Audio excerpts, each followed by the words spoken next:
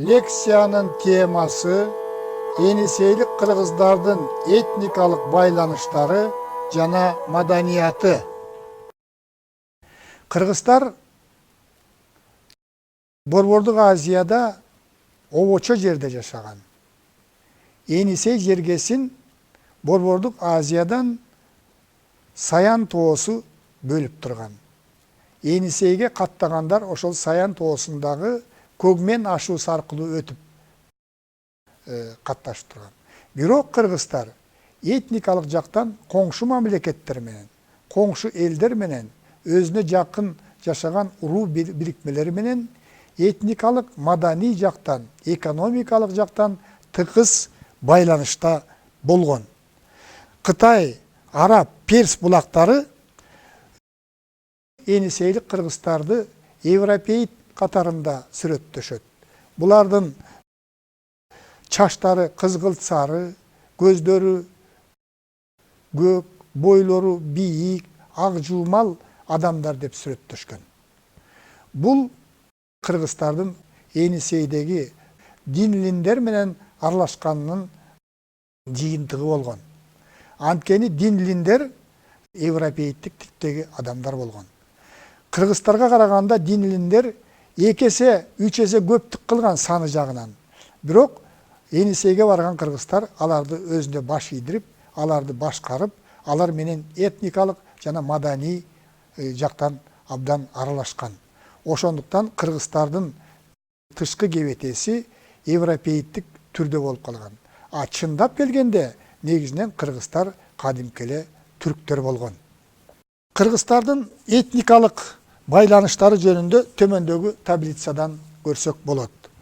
Биринчиден кыргыздар динлиндер менен аралашкан. Экинчиден кыргыздар Кытай менен аралашкан. Анткени алдыңкы темада айтканбыз, кытайлыктар хундарга кол салып, анын кол башчысы Лилин колго түшкөн. Хундардын башчысы ага өзүнүн кызын берип, ушу Енисейдеги кыргыздарды башкарууну тапшырган. Лилин кыргыздарга келгенден кийин ал Кыргызстан аял алып, анын балдары кыргыздардан аял алышып, кыргыздар менен Кытай кол башчысынын ортосунда мына кан алмашуу жүргөн. Кыргыздардын арасындагы кара чачтуу, кой көз адамдарды тарыхый булактарда Лилиндин тукуму деп койгон. Кыргыздардан чыккан ажоолор, Кыргыздын Каганы, Барспекти дагы, Уйгур каганатын талкалаган Кыргыздын улуу Каганы дагы Лилиндин тукуму деген тарыхый маалыматтар бар. Демек, кыргыздар Кытайлар менен байланышкан. Азыркы Тува Республикасынын жеринде ошол мезгилде чиктер жана аздар деген уруу бирикмелери жашаган. Алар кыргыздардын кыштымы болгон, кыргыздар менен байма-бай катышып турган, алака кыргыздарга баш ийген. Ошондуктан бул кыз алышып, кыз беришип, бул чиктер менен, аздар менен дагы карым-катнаш күчтүү болуп, этникалык жактан жуурулушу болгон. Санжырада, Тувада жашаган аздар азыр кыргыз элинин ичиндеги азыктардын ата-бабалары болгон деген дагы божомол бар. Мындан тышкары кыргыздарга коңшу жашаган кесимдер деген уруу болгон. Улар менен кыргыздар аралашкан. Биз жогоруда айткандай, биздин заманга чейинки 3-чү кылымдан баштап кыргыздар Хун империясынын курамында болуп, хундар менен аралашкан. Ошондой эле өзүнө коңшу жашаган, ар дайым үстөмдүк үчүн умтулуп, кыргыздар менен тынчтык жана согуш мамилелерде болуп турган чыгыш түрктөрү менен дагы кыргыздар этникалык саясий, этникалык маданий байланышта болгон. Кыргыздар менен коңшу жашаган дуболор, милихтер, эчжилер деген уруу бирикмелери болгон. Кыргыздар ушул уруулар менен дагы тыгыз этномаданий байланышта болгон. Түндүк тарапта, түндүк чыгыш тарапта Курикандар деген уруу бирикмеси болгон. Тарихий маалыматтар боюнча бул азыркы якуттардын ата-бабалары болуп эсептелген. Кыргыздар булар менен дагы этномаданий байланышта болгон. Кыргыздардын түндүк жагында, Түндүк Муз океаны тарапта Боомалар деп аталган чоң уруу бирикмеси болгон. Кытай булактарында Боомалар 30 000 аскер жыйнаганга мүмкүнчүлүгү болгон. Ошол эле тарыхый булактарда боомалардын 300 000 жылкысы болгондугу жөнүндө маалымат бар. Жылкылардын баары ала болгон. Ошондуктан боома деген сөз бул ала дегенди түшүндүрөт. Бул эл дагы күчтүү аскер топтоого жөндөмдүү болсо дагы кыргыздарга баш ийип, кыргыздарга кыштым катарында эсептелип, салык төлөп турган. Мындан тышкары кыргыздар түштүк тарапта жашаган түргөчтөр, карлуктар менен этно маданий байланышта болгон. Кыргыздын Каганын энеси түргөч болгон, анын аялы карлук болгондугу жөнүндө тарыхта так жазылган. Кыргыздар мындан тышкары өзлөрүнө коңшу жашаган туматтар менен этно маданий байланышта болгон. Андан кийин кыргыздар уйгурлар менен дагы этно маданий байланышта болгон. Тарыхчы профессор Анвар Макеевдин пикири боюнча, Енисейлик кыргыздар Кыргыздын азыркыга чейин сакталып келген уруулары негизинен Енисейде калыптанган. Кыргыз уруулары такай эле Енисейде турбастан Алтайга журт которуп, 9-кылымдан 15-кылымга чейин кыргыздардын этникалык жактан өнүгүшүндө өзүнчө Алтай доору деген доор бар деп эсептейт. Тарыхый маалыматтар боюнча кыргыздардын негизги урууларынын бири болгон Багыш уруулары, Чоң Багыш, Кара Багыш, Сары Багыш деген ошол Енисейде калыптана баштаган. Багыш уруусу ошол жактан калыптанып, анан кийинчерээк Алтайга келип, Алтайдан Тянь-Шанга көчкөн деп айтылат. Ошондой эле кыргыздардын ичиндеги чоң уруу болуп эсептелген Дөөлөстөр жөнүндө өткөндө айтканбыз. Дөөлөс уруусу ошол жерде калыптанып, үстөмдүк абалда болуп, Енисейлик кыргыздардын өнүгүшүнө чоң салым кошкон. Мундус уруусу ушулардын бардыгы тең ошол жакта калыптанып, анан бул жака журт которуп келген деп айтылат. Кыргыздар менен этно маданий байланышта болгон якуттардын ата бабасы эсептелген курикандар, булар өнүгүү жагынан артта калган. Булардын жашаган жерлери өтө саздак болгон, алачыктарда жашашкан. Булардын тилин кыргыздар түшүнгөн эмес. Эгерде кыргыздар кармап алса, кыргыздардын колунан тамак жебеген, качып кетүүгө ар дайым аракет кылып турган, аңчылык менен кесип кылган, аң терилеринен кийим кийген адамдар болгон. Кыргыздар ошол мезгилде өзүнүн санына жараша, жанагындай жогоруда да айтканбыз, өздөрү 30 000 аскер чыгарууга жөндөмдүү болгон. Ал эми жанагы этно маданий байланышта болгон, жана биз жогоруда санап өткөн элдердин эсебинен кыргыздар дагы 70 000 аскер топтоп, ошолорду башкарганга күчү жеткен. Бөлөк коңшу элдерине караганда саясий жактан дагы, экономикалык жактан дагы, маданий жактан дагы күчтүү өнүгүп, үстөмдүк абалда турган эл болгон. Ошондуктан өзүнө баш ийген элдердин жардамы менен 100 жыл бою Борбордук Азияда үстөмдүк кылып турган уйгур кагандыгын 840-жылы талкалап, анын ордунда улуу Кыргыз империясын түзгөн деңгээлге жеткен.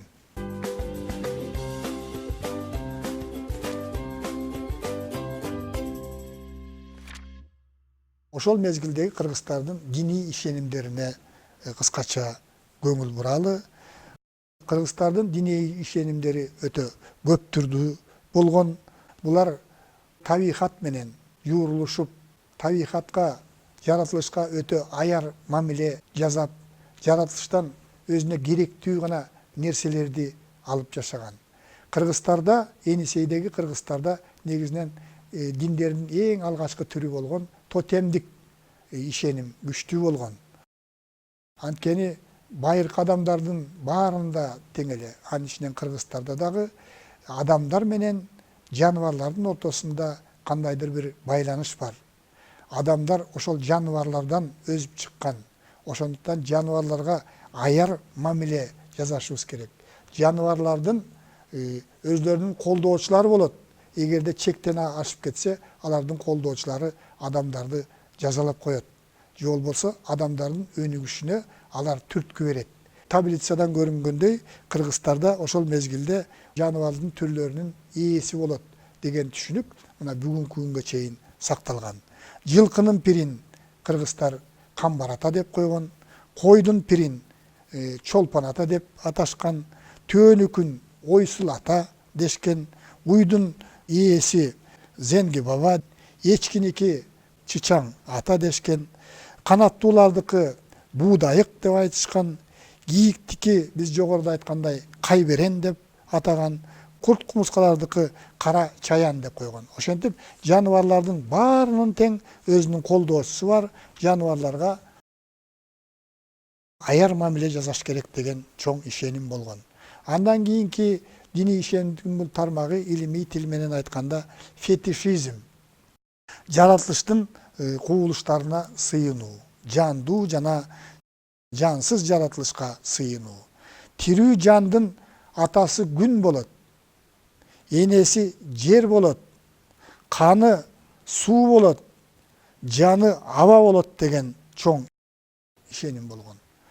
Кыргыздардын мекендеген Енисей жергеси биз жогоруда айткандай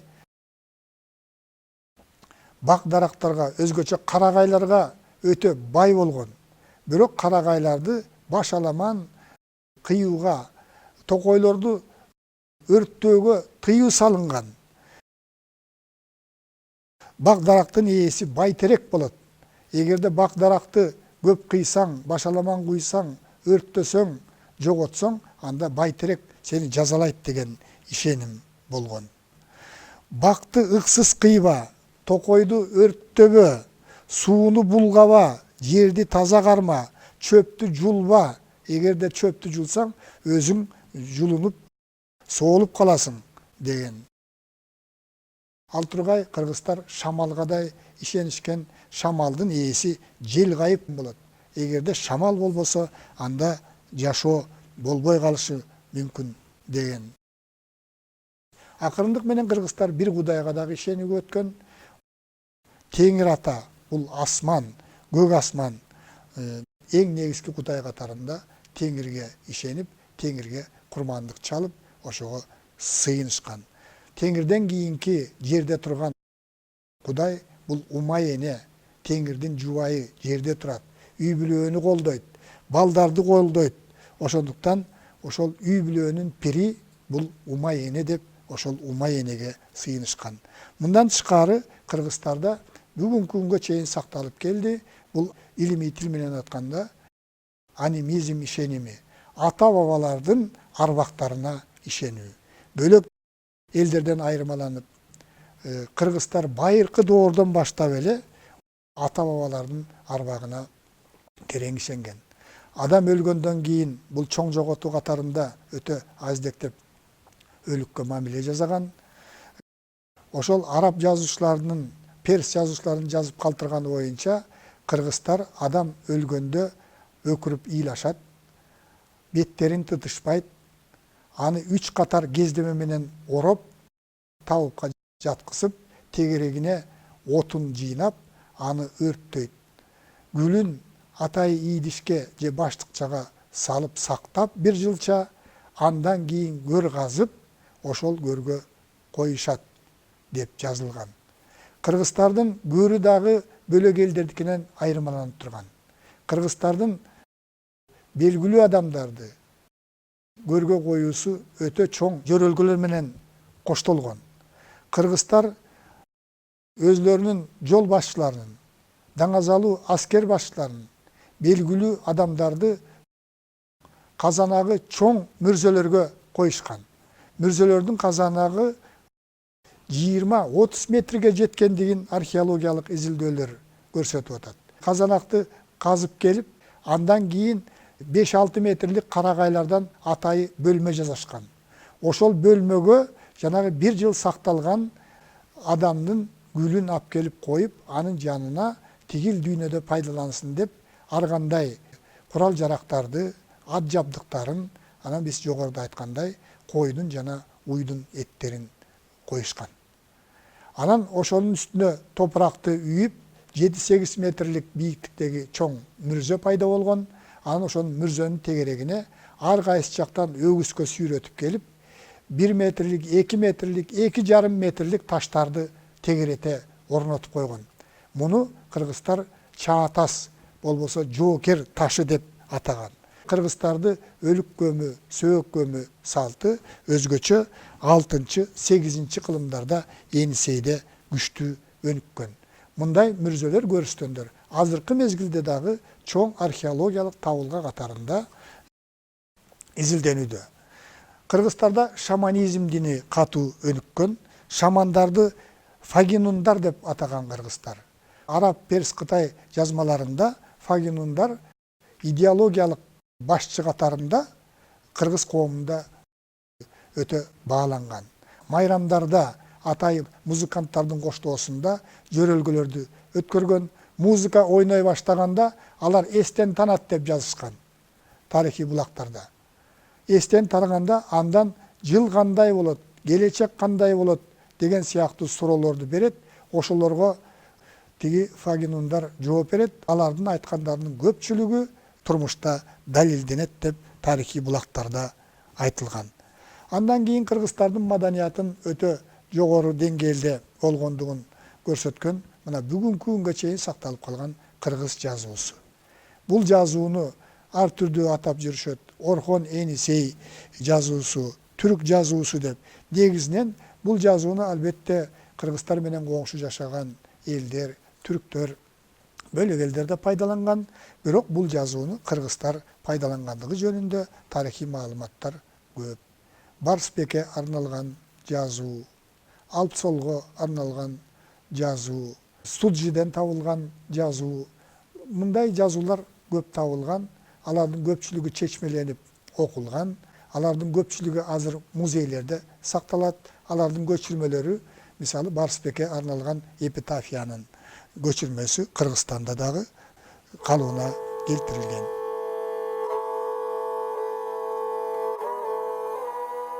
Кыргыздарда маданиятын чагылдырган элдик билим абдан жакшы өнүккөн. Анткени кыргыздар жаратылыш менен жуурулушуп, жаратылышка аяр мамиле жасап, жаратылышка байкоо жасап, элдик билимин калыптандырган. Элдик астрономия кыргыздарда жакшы өнүккөн. Кыргыздар ошо жылдыздарды өздөрү изилдеп, жылдыздарга байкоо жүргүзүп, көп жылдыздарга өздөрү ат коюшуп, мисалы алтын казык жылдызы, чолпон жылдызы, чоң жетиген, кичи жетиген, үркөр деп ушу мал багууда ушул жылдыздардын жайгашышына жараша, жылдыздардын жылышына жараша ошол мал чарбачылыгын, дыйканчылыкты, аңчылыкты жүргүзүшкөн. Анан элдик медицина дагы Енисейлик кыргыздарда жакшы өнүккөн. Элдик математика, анткени мал чарбасын жүргүзүш үчүн, малды санаш үчүн математикалык эсеп жүргүзүү. Кыргыздар ошол мезгилде эле 1000ге чейин санап, 1000ден ары 1 түмөн, 2 түмөн, 3 түмөн деп санап кеткендиги жөнүндө маалыматтар бар. Элдик биология дагы жакшы өнүккөн экен. Ошол мезгилде элдик оозеки чыгармачылык жакшы өнүккөн. Философиялык ой толгоолор, макал лакаптардын негиздеринин баардыгы тең ошол мезгилде калыптанган. Енисейлик кыргыздарда мамлекеттүүлүк идеологиясы, идеясы абдан жакшы өнүккөн. Эгерде мамлекеттүүлүк идеясы жакшы өнүкпөсө, кыргыз элинин ичинде ынтымак болбосо, Кагандын айланасында мына эпитафияларда жазылып атат. Өлүп бараткан адам элге кызмат кылгыла, Каганга кызмат кылгыла, хандын буйругун аткаргыла деген керестерди калтырып кеткендиги бул мамлекеттик идеологиянын күчтүү өнүккөндүгүнөн кабар берет. Мамлекеттүүлүк идеясы күчтүү өнүккөндүгү үчүн кыргыз эли сакталган. Мамлекеттүүлүк идеясы, ынтымак идеясы күчтүү болгондугу үчүн аз санда болсо да кыргыз эли өзүнөн 2-3 эсе көп элдерди өзүнө ассимиляциялап, ошолорду башкарып, ошолордон күчтүү армия түзүп, анан мамлекетин империяга айланткан деңгээлге жеткен. Кыргыздардын ошол мезгилде майрамдары болгон. Биринчиси бул Нооруз майрамы. Элдик астрономия өнүккөндүгүнө байланыштуу кыргыздар өзлөрүнүн календарын түзгөн. Мына азыркы мезгилде ошого көп кайрылып атай кыргыз календары деп чыгып атат. Ошол календар боюнча кыргыздар дагы жаздын келишин азыркы календар боюнча 21 март күнү белгилешкен. Нооруз майрамы өзү 3 бөлүктөн туруп өткөрүлчүкен. Каган баштап катышчу экен. Биринчи бөлүгүндө жанагы будундун жетекчилери, тутуктар, министрлер, бардык мамлекеттик чиновниктер өзүнүн тике башчысына отчет берип, нооруз майрамы болуп аткан күндө башчылар, бойлолор жана тутуктар Каганга отчет берген.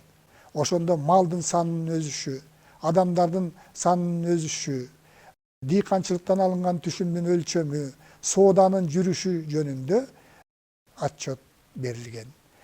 Нооруз майрамынын экинчи бөлүгүндө Каган баштаган кыргыздардын бардыгы тең мазарларга барышкан. Мазарларга барып сыйынышып, Теңирге арнап жылкыларды, букаларды, койлорду курмандыкка чалышкан. Анан мазарларга чүпөрөк байлоо салты ошо Енисейлик кыргыздарда катуу өнүккөн. Ак түстөгү чүпөрөк бул Теңирге арналган. Аны байлап жатып Теңирден өзүнүн өтүнүчтөрүн, тилектерин айткан. Экинчи сары чүпөрөк күн касиеттүү нерсе катарында бааланып, күнгө арнап байлап, күндөн дагы суранчу экен. Байлап жаткан учурда тилектерин айтып. Ал эми көк түстөгү бул жер суунун белгиси катарында жер энеге ыраазычылыгын билдирип, сууга ыраазычылыгын билдирип, өзүнүн тилектерин байлап. Bir адам 3 түстөгү чүпөрөктү байлоо салты болгон. Майрамдын 3-чү бөлүгү бул оюн зоок менен улуттук оюндардын баары, аргымактарды жарыштыруу, төө жарыштыруу, аскердик өнөрүн көрсөтүү жигиттердин, жигит менен кыздардын оюндары, музыкалык аспаптар болгон Енисейлик кыргыздарда. Енисейлик кыргыздардагы комузду колдонгон, зыбыскы, добулбас, герней, зурнай дегендер Енисейлик кыргыздар пайдаланган.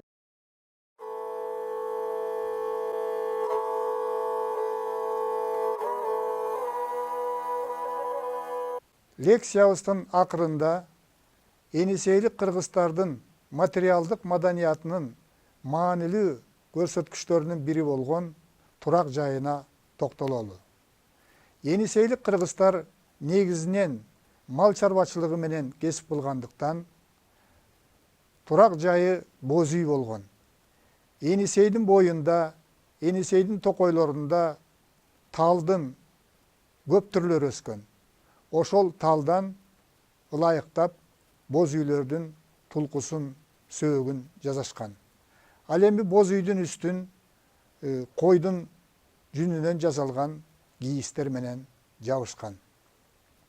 Боз үйдүн ичинде көчмөн турмушка, мал чарбасына ылайыктуу, жашоого ылайыктуу эмеректер турган.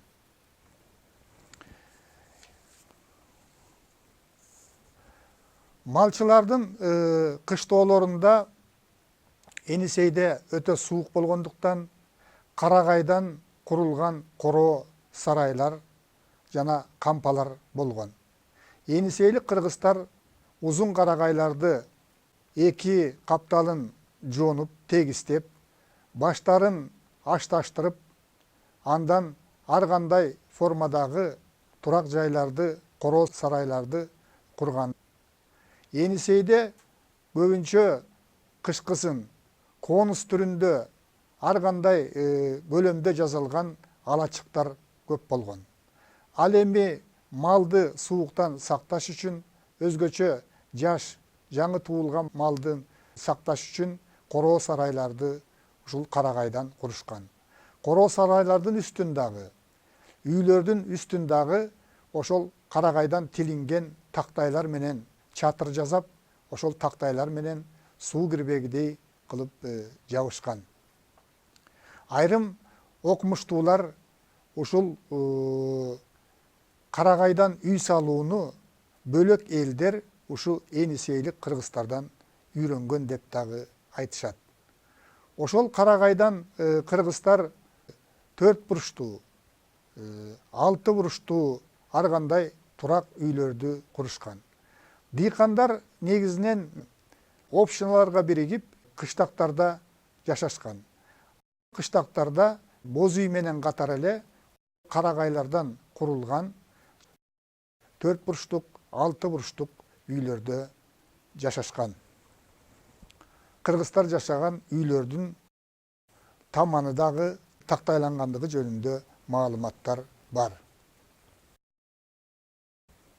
Өткөн лекцияларда кыргыздардын чарбачылыгынын негизги багытын темир иштетүү, металл иштетүү түзөт тургандыгын айтканбыз.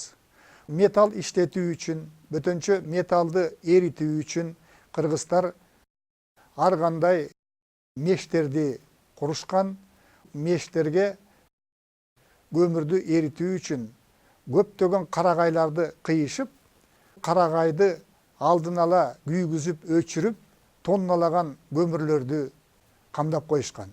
Көмүрлөрдүн жардамы менен темир кендерин эриткен, андан алынган темирлерден ар кандай уюмдарды, курал жарактарды жасаш үчүн көмүрлөрдү пайдаланган.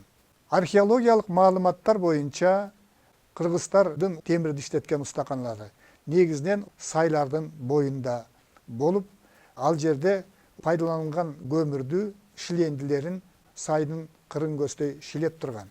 Археологиялык изилдөөлөрдө кыргыздардын Енисей боюна ылайыктуу жерлерге жайгашкан устаканаларынын ордун изилдегенде, ал жердеги көмүрдүн шилендилери 5 метрден 10 метрге чейин жеткендиги аныкталган. Кыргыздардын устаканалары жайгашкан жерлерди Енисейдин азыркы эли кыргыздар узанган жерлер деп аташат. Кошумча айта кете турган нерсе кыргыздардын аялдарга карата мамилеси. Анткени ар бир элдин маданияты аялдарга карата жасаган мамилесинен көрүнөт. Енисейлик кыргыздар аялдарга, кыз келиндерге өзгөчө аяр мамиле жасагандыгын араб, перс окумуштуулары, Кытайдын тарыхчылары жазып калтырган. Ар бир кыргыз өзүнүн аялы менен кеңешип иш кылган, аялдарынын сөзүн уккан. Аялдар үйдүн куту, балдардын энеси катарында өзгөчө мамилеге ээ болгон. Енисейлик кыргыздардагы көчкөн мезгилде аялдарга көч баштаткан. Эркек бала бир жактан үйүнө келген мезгилде атасынан мурда энесине учурашууга милдеттүү болгон. Кыргыздар өзгөчө кыздарга жакшы мамиле жасаган, аларды эркин, эркелетип чоңойткон, колдон келишинче кийинткен, бойго жеткен мезгилде аларды жакшы жерге турмушка берүүгө аракет кылган. Енисейлик кыргыздарда кыздардын абийирине шек келтирген эркектер өлүм жазасына тартылган. Аялдарды кыргыздар жакшы кийинтүүгө, асем кооздуктар менен камсыз кылууга аракеттерин жумшашкан. Аны үчүн коңшу мамлекеттерден, Кытайдан, Тибеттен жана башка өлкөлөрдөн жибек кестемелерди, азем кооздук буюмдарды көп алып келишип аялдарга берип турушкан. Тарыхый маалыматтар боюнча Кытайдан аялдар үчүн, кыз келиндер үчүн күзгүлөр жана бөлөк кооз буюмдар алынып келип тургандыгы жөнүндө маалымат бар. Кыз келиндер үчүн кыргыздар тоо текенин киндигинен жыпар жыттуу атырды алганга, аны мускус деп атаган. Кыргыздын кыз келиндеринин керектөөсүнөн ашыкча өндүрүлгөн мускусту улуу жибек жолу менен келген кербендер бөлөк мамлекеттерге дагы алып барып, ал жакта дагы кыргыздар жасаган мускус, азыркы тил менен айтканда жыпар жыттуу духилер бөлөк элдерде дагы чоң талап менен колдонулгандыгы айтылат. Жыйынтыктап айтканда, Енисейлик кыргыздар Тянь-Шандагы кыргыздарга салыштырмалуу, ошол Борбордук Азиядагы бөлөк элдерге салыштырмалуу биз карап аткан 5-10 kılımlarının aralığında ekonomikалық жактандағы, саяси жактандағы, madani жактандағы, чарбачылыктардын баардык түрлөрүн өнүктүрүү тарабынан дагы абдан күчтүү өнүгүп, эң алдыңкы элдердин катарында турган. Ошол мезгилдеги тарыхыбыз менен биз сыймыктанып, ошол мезгилдеги тарыхыбызды тереңирээк окуп үйрөнүүгө аракет жасашыбыз керек.